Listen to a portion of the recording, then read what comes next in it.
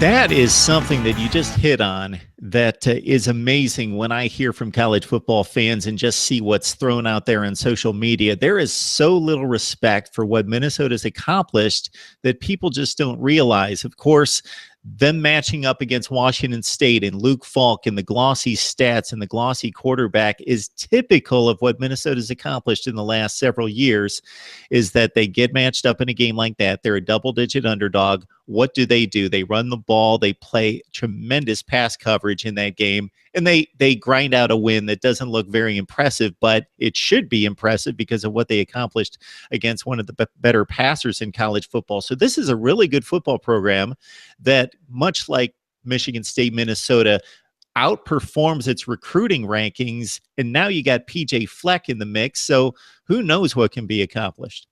Absolutely, and that's one thing where you look at the amount of defensive back talent specifically over the last 4 or 5 years. I believe the stat that the Gopher coaching staff put out there was now it's 4 years running Minnesota's had a defensive back drafted, and there's only 2 other schools that have done that, and that's Ohio State and that's Florida State.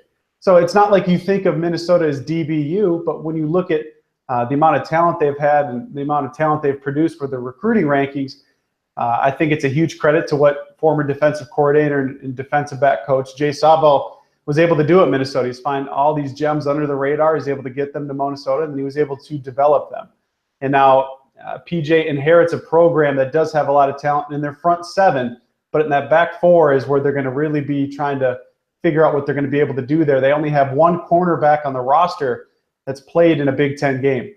The other starter on the other side, Keandre Thomas, he redshirted last season, and then in the 2 deeps, they have Ray Estes.